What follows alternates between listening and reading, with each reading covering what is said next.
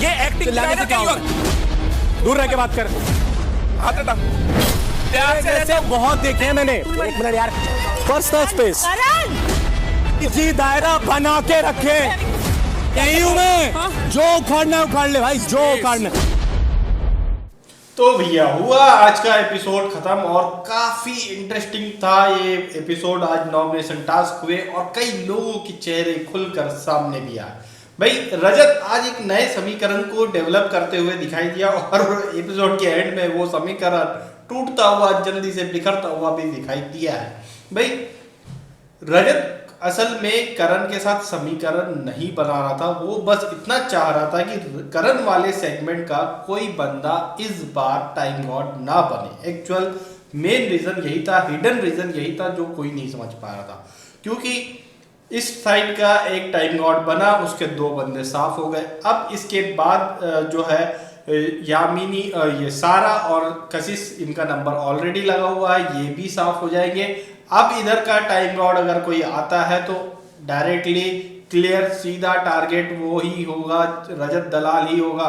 क्योंकि वो वाले साइड में अगर देखा जाए तो उतना डायरेक्ट टारगेट नहीं है उस वाले ग्रुप से, वो इस वाले ग्रुप से बहुत क्लियर डायरेक्ट टारगेट है। चुम को वो नॉमिनेट कर चुका है कई बार, शिल्पा से एकदम बिल्कुल भिड़ी हुई है, करण से बहुत ज्यादा अच्छी नहीं है, अभी बनाने की कोशिश की गई है।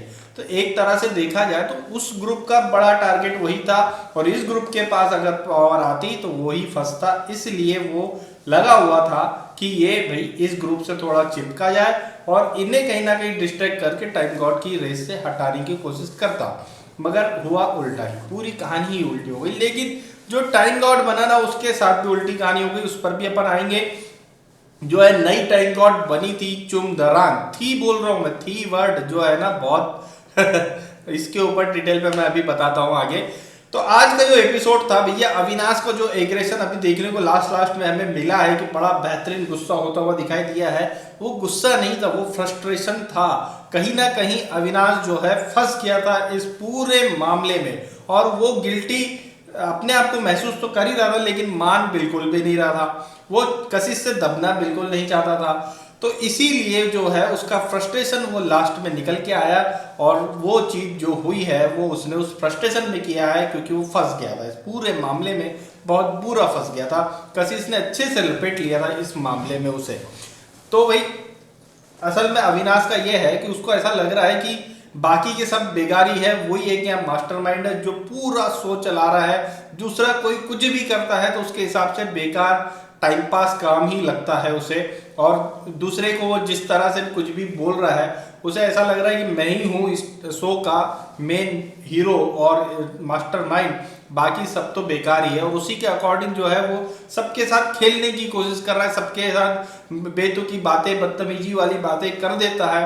और उसी तरह की चीज में जो है अभी इस वक्त में इस मामले में कशिश वाले मामले में फंस गया था, बहुत बुरा फंस गया था। उसको लग रहा था कि सबके साथ में, सभी के दिमाग के साथ मैं कुछ भी बोलूंगा और खेल जाऊंगा, लेकिन इस बार उसका काम नहीं चला और उसी फ्रस्ट्रेशन में उसका ये गुस्सा सामने आया था। अब जो है एक और गुस्सा ये भी था कि भाई नॉमिनेट भी हो गए, कुछ और करना है तो चलो ये भी सही है, तो ये भी एक रीजन हो सकता है।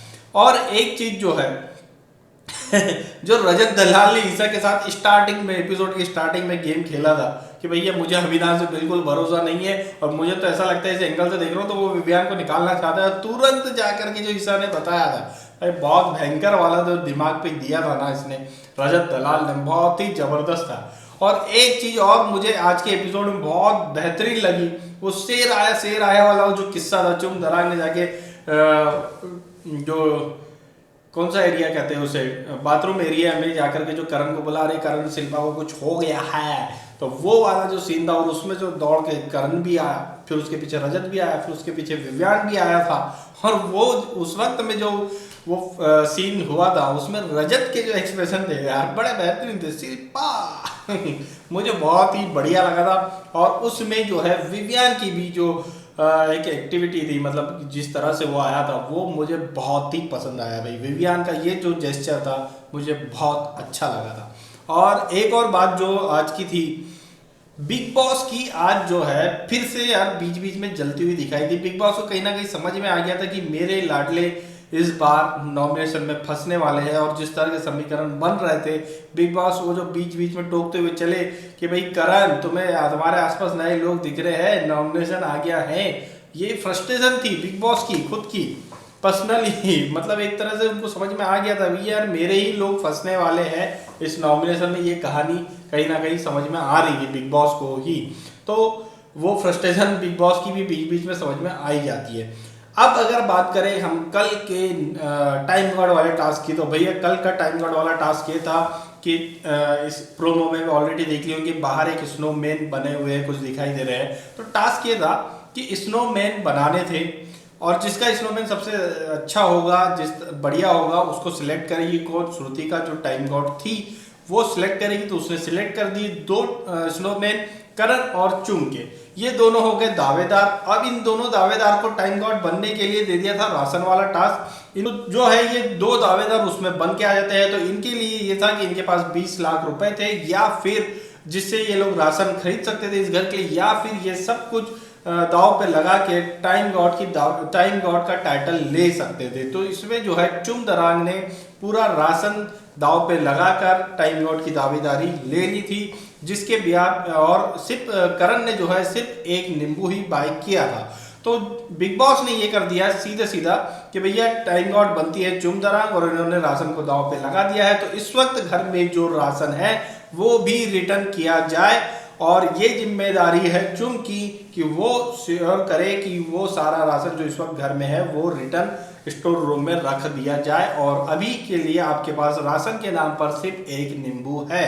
तो हुआ ये था, जो रिटर्न करने वाली बात आ गई थी, चुम को टाइम गॉड बना दिया गया था, लेकिन रिटर्न वाला जो एक मामला अटका हुआ था तो उसमें जो है सारा ने राशन छुपा लिया था और सारा को मना नहीं पाए ये लोग कि भैया वो राशन जो है छुपाया हुआ वापस कर दे। और उसी के लिए अभी अभी करंटली जो है ये हुआ है कि चुम दरांग की टाइम गॉड की जो पदवी है उसे छीन लिया गया है इस बेस पे कि ये घर को क्या संभालेगी जब ये जिम्मेदारी नहीं कर पा रही है, इसीलिए इन्हें हम टाइम गॉड के पद से हटाते हैं। बनी और हट गई। बहुत छोटे टाइम के लिए चुम दरांग बनी थी टाइम गॉड। जी हाँ भैया, बहुत ही छोटे टाइम के लिए। तो ये है एक्सक्लूसिव न्यूज़ इस पूरे सीन की और ये होने वाला है कल के एपिसोड में, जो कि हमने आपको अभी बता दिया है।